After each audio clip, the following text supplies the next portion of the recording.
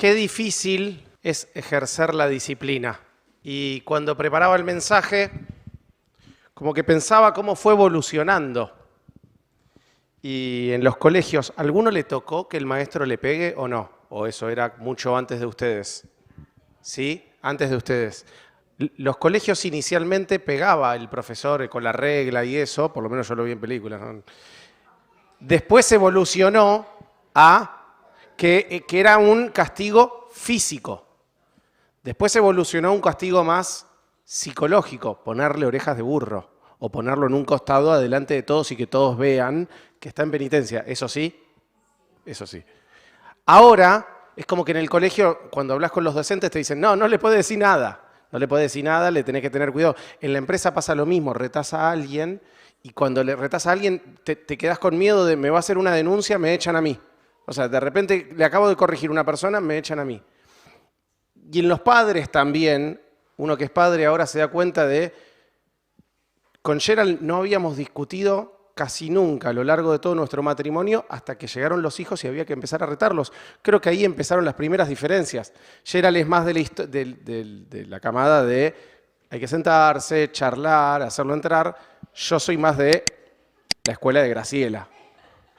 Y acá es cuando algunos piensan, Gerald tiene razón, y otros piensan, no, algunos piensan, Graciela tiene razón, y otros piensan, mirá cómo lo dejó Graciela a Sebastián de tantos cachetazos.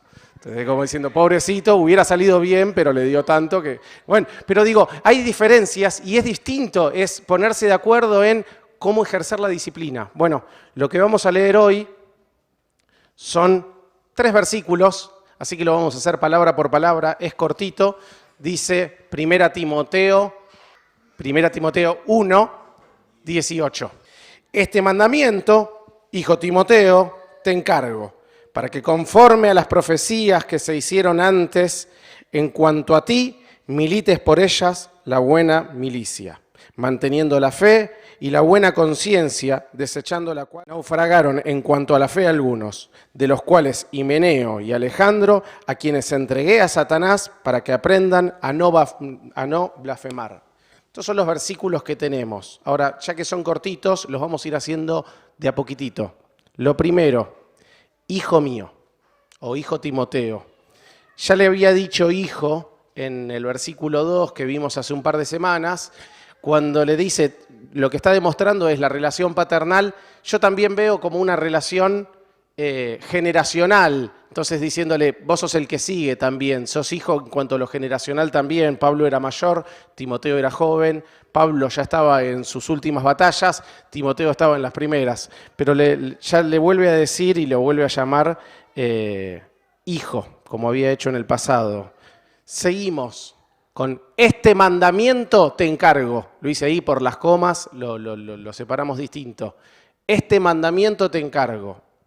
Cuando Rubén habló, creo que fue hace 2 semanas, del versículo, de los primeros versículos de este capítulo, del 3 y del 3 en adelante, usó esta misma palabra, tanto en el 3 como en el 5, si lo tienen ahí en las Biblias, chusméenlo, tanto en el 3 como en el 5 le habla de que le da un mandato, de que le da un mandamiento.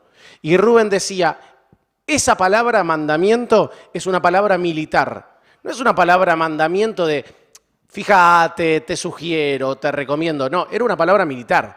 Lo vas a hacer. Ni siquiera te estoy preguntando si podés hacerlo. Lo vas a hacer. Este es el mandamiento que te encargo. No era algo que se pudiera discutir. ¿Y qué es lo que le manda qué es lo que le manda y qué es lo que le encarga? Que milites. Continúa con el lenguaje después militar, porque está con un lenguaje militar, Pablo. Igual vamos a pasar antes para que conforme a las profecías que se hicieron antes en cuanto a ti. Pablo menciona que había profecías respecto al llamado de Timoteo.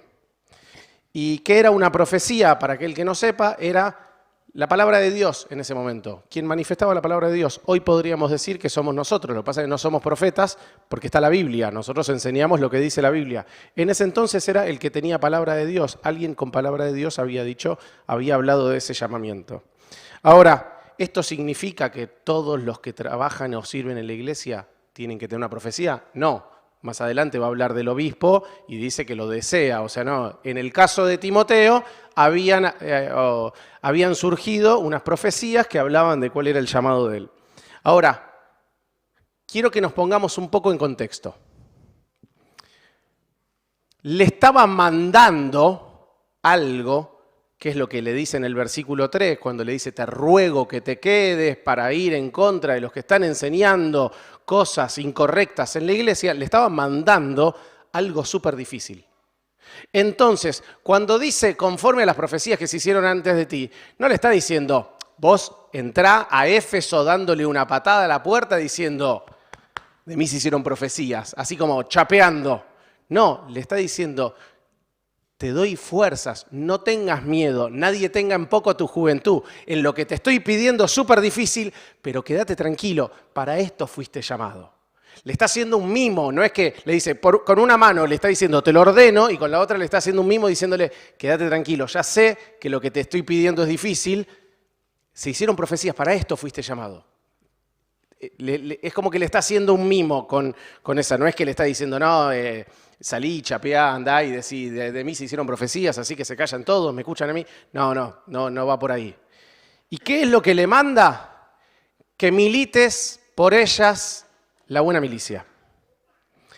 Y seguimos con el vocabulario militar y dice la Biblia de las Américas, la parte esta de la buena milicia, la llama la buena batalla, la traduce, es más o menos lo mismo, pero la buena batalla.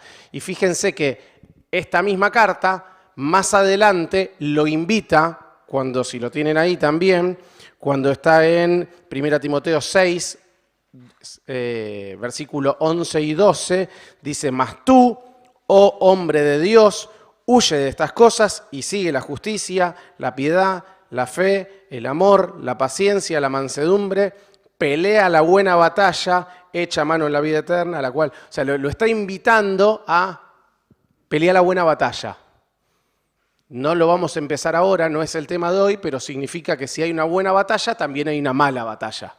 O sea, hay dos batallas, le está diciendo, ¿sabes qué? ¿Hay dos? Sí. Bueno, elegí la buena, ¿no? Llamado para nosotros de preguntarnos si las batallas que tenemos son las batallas a las que fuimos invitados. Y está bueno porque Pablo también le está dando el ejemplo. ¿Por qué? Porque en 2 Timoteo, cuando se está despidiendo, Pablo ya sabiendo que está por morir, lo que le dice es, he peleado la buena batalla. O sea, vos sabés que yo te di el ejemplo, en la carta anterior te pedí que pelees la buena batalla, sí, bueno, ahora te puedo decir que yo peleé la buena batalla. Ya estoy para ser retirado, ya estoy ahí cuando se despide en la otra carta. Seguimos. Manteniendo la fe y la buena conciencia. Es interesante, si tienen la Biblia ahí yo les voy a decir distintas, o si siempre dentro de Timoteo, pero es interesante que en la misma carta 3 veces utiliza juntos los conceptos de la fe y la buena conciencia. Fíjense, acá está diciendo, ¿cómo tenés que pelear la buena batalla? Manteniendo la fe y la buena conciencia. Pero fíjense también, si lo tienen, ¿quién tiene el versículo 1.5?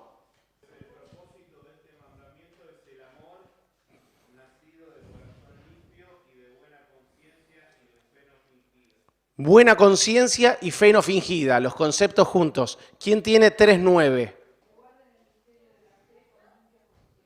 Que guarden el misterio de la fe con limpia conciencia. De vuelta, fe y conciencia de la mano. Indirectamente le está diciendo, le está exigiendo, no sugiriendo porque viene del mandato, le está exigiendo ser santo ya que es imposible tener buena conciencia donde hay pecado. Entonces le está diciendo, tenés que ser santo porque tenés que tener tenés que tener bien la conciencia para explicar la buena doctrina. Entonces le está invitando a decirle, tenés que mantener la buena fe, la buena doctrina y al mismo tiempo tenés que tener bien la conciencia, tenés que saber que no estás haciendo nada malo. Desechando la cual naufragaron en cuanto a la fe algunos. Bueno, veníamos hablando en tono militar, pasamos ahora a tono marinero. Entonces cambia y ahí le empieza a decir, ¿sabes qué? En contraste con la buena conciencia y mantener la fe. Del otro lado, algunos naufragaron de la fe, quedaron a la deriva, se perdieron. Es como que estaban en la buena conciencia y de repente quedaron a la deriva, se perdieron. Entonces le dice, ojo, porque algunos se perdieron. De los cuales Himeneo y Alejandro. No lo vamos a leer ahora. En Hechos 19, en esa misma ciudad, en Éfeso, se menciona en el versículo 33 y 34 un Alejandro. No sabemos si es este. Había un Alejandro, podía haber muchos Alejandros. En 2 Timoteo, si quieren les digo la cita, pero es 2:17, se menciona un Himeneo con Fileto que estaba haciendo lío. No sabemos si es el mismo Himeneo que seguía haciendo lío o si es otro. La verdad que no tenemos idea. Lo que sí sabemos es que estas personas, Pablo en particular las señala porque sabía que eran parte de los que estaban armando el conflicto que había en la iglesia de Éfeso, para la cual en el versículo 3 le rogó que se quede a resolver. Entonces le está diciendo, estos, Himeneo, Alejandro, son parte de los que naufragaron en la fe. Son parte de los que se perdieron y quedaron a la deriva. Y vamos al versículo. A quienes entregué a Satanás para que aprendan a no blasfemar. ¡Qué frase! Entregué a Satanás. Durísimo, durísimo. Ahora, en la Biblia hay un montón de gente que fue entregada a Satanás. En algunos casos, para propósito positivo de Dios. Job fue entregado a Satanás. Jesús, cuando fue tentado, fue entregado a Satanás. Pedro, cuando le dice para que no te zarandeen, fue entregado a Satanás. Dice el Apocalipsis que todos los cristianos de la gran tribulación son todos entregados a Satanás. Ahora, en ese caso es una entrega positiva, ¿no? Termina saliendo bendición de cada uno de esos casos. Sin embargo, el caso de Himeneo y Alejandro no es ese. También tenemos casos de gente que fue entregada a Satanás y no en el contexto positivo. ¿Se acuerdan Saúl? Se los leo yo, no hace falta que lo busquen. Y el espíritu de Jehová se apartó y vino sobre él un espíritu malo. Saúl fue entregado a Satanás. Cuando Judas Iscariote come el pan y dice que entró en él Satanás y Satanás entró en Judas. ¿Se acuerdan cuando le da el bocado y come el bocado? Satanás entró en él. Judas fue entregado a Satanás. También hay un caso en la iglesia de Corinto que le dice, a tal entregalo a Satanás, al que hacía lío ahí en el capítulo 5. Ahora, la frase de entregado a Satanás, simplemente lo digo para... La mayoría de los autores piensan que significa excomulgarlo de la iglesia, o sea, invitarlo a retirarse. No es parte del cuerpo. Invitarlo a salir.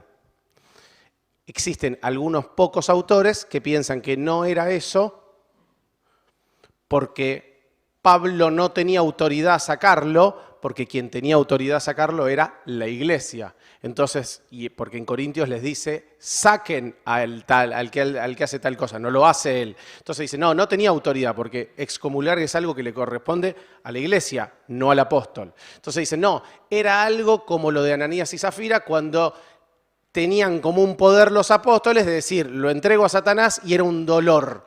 ¿Por qué? Porque para que aprendan a no blasfemar, esa palabrita aprendan es la misma que usa Pilato cuando dice castíguenle a Jesús.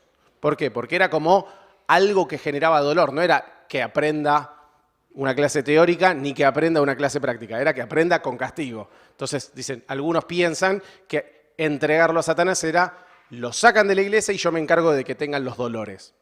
Cualquiera de las dos, no importa cuál, lo que queda claro es que prevalece la santidad de la iglesia. Lo que sea, cualquiera de las dos, lo importante es que si hay una parte del cuerpo que está podrida hay que sacarla. Entonces, sacalos. A Himeneo y Alejandro de alguna manera hay que correrlos para que aprendan y para que no dañen a todo el resto de la iglesia. 4 conclusiones cortitas respecto a la disciplina. El otro día, lo que voy a decir, le pedí permiso, o en realidad les avisé, pero le pedí permiso. A mí se me ocurría cómo era esto, para visualizarlo, ¿no? Para decir, la iglesia de Liniers. Y se me ocurrió un ejemplo, se los comenté a ellos, a los participantes imaginarios. Imaginemos, en la iglesia, Timoteo era nuevo, era la primera vez que tenía ese rol. Y en la iglesia la semana pasada nombraron 2 ancianos. Vamos a elegir uno al azar, al más joven de los 2 o al joven de los 2. Nadie le diría a Adrián, nadie tenga en poco tu juventud. Vos sí. Bueno, entonces digo, Damián, imaginemos que es el más joven de los 2. Imaginemos Orlando, Adrián y Elías. Imaginen, por un lado, a Dami. Por otro lado, Omar, una persona que tiene participación en el micrófono. A los 2 les pedí autorización, les comenté y nos reímos de esto. Entonces, imaginemos que Omar empieza a enseñar algo que no es de la Biblia. Y empieza a haber disputas en la iglesia, empieza a haber conflicto en la iglesia por lo que Omar está generando. Y Orlando, Elías y Adrián se juntan con Damián y le dicen, nosotros nos vamos de vacaciones, hacete cargo.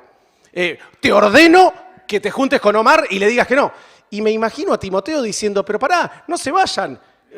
Pablo, te ruego que no te quedes. Quédate. No, bueno, pero Pablo, me refiero a Timoteo pensando, Pablo, no te vayas de Éfeso. Juntémonos juntos con Himeneo y Alejandro y después andate. O sea, déjame más o menos encaminado el tema y después andate. Bueno, si uno piensa, porque yo pensaba, qué difícil si te pasa eso, qué difícil para Dami, qué difícil para Elías y Orlando si hay que disciplinar a alguien y tienen años. Qué difícil. La primera conclusión, y con esta empezamos, es qué difícil que es ejercer la disciplina. Qué difícil tener que disciplinar a alguien, qué difícil a los hijos, qué difícil a los que trabajan con uno, qué difícil en el colegio, qué difícil en la iglesia, qué difícil que es ejercer la disciplina, qué difícil lo que le estaba pidiendo Pablo a Timoteo. Timoteo era joven, estaba en su primera experiencia en una iglesia. Timoteo tenía que ejercer esa disciplina, ni siquiera era de esa ciudad, estaba de visita. Qué difícil lo que le estaba pidiendo. De ahí el concepto de la profecía, lo que les decía. Cuando le dice, son las profecías que hay en cuanto a vos, es el mimo de, ya sé que es re difícil. Quédate tranquilo, fuiste llamado para esto. Vos podés hacerlo, que nadie tenga en poco tu juventud. Estás capacitado para hacerlo. Entonces, qué difícil que es ejercer la disciplina es la primera conclusión. La segunda conclusión es, qué difícil que es ejercer bien la disciplina. ¿Por qué? Porque no es para ir caminando y decir tan, disciplina, tan, disciplina. Algunos lo entendieron, es una canción. Entonces, no es para ir haciendo disciplina para cualquier lado e ir inventando nada. No, es, si hay que ejercerla bien, es porque se puede ejercer mal. Y ya que hablamos de disciplina, no quería dejar de leer Mateo 18, 15. Por tanto, si tu hermano peca contra ti, ve y repréndele, estando tú y él solos. Si te oyere, has ganado a tu hermano. Mas si no te oyere, toma aún contigo a 1 o 2, para que en boca de 2 o 3 testigos conste toda la palabra. Si no los oyere a ellos, dilo a la iglesia. Si no oyere a la iglesia, tenle por gentil y publicano. La conclusión es, qué difícil ejercer bien la disciplina y en contraposición, qué fácil que es hacerlo mal. ¿Por qué? Porque ese es el método para hacerlo bien. No primero ir a la iglesia hablando mal del hermano, ni hablé con el hermano, no me dio bolilla, pero tengo otro método, lo pongo en redes sociales. ¿Vieron lo que dijo tal acerca de tal otro? Qué fácil que es hacerlo mal. Y qué difícil que es hacerlo bien. Entonces, no solo hay que hacerlo, sino que hay que hacerlo bien, con cuidado.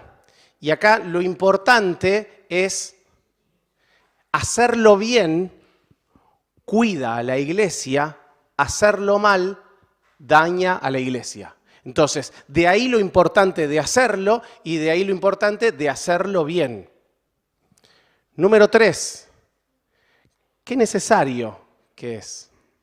Porque el hecho de que sea difícil podría invitarnos a, bueno, es difícil, no lo hagamos tanto. Como en el colegio, ¿vieron? Bueno, retémoslo, pero no tanto porque dejan de venir al colegio, entonces mejor es tenerlo en el colegio, pero no. Hay que hacerlo, y es un mandato, y es una ordenanza bíblica. ¿Por qué? Porque le hace bien al cuerpo. Entonces, si tuviéramos una pierna con gangrena, no es que decís, ay, bueno, ¿es doloroso cortarla? Sí.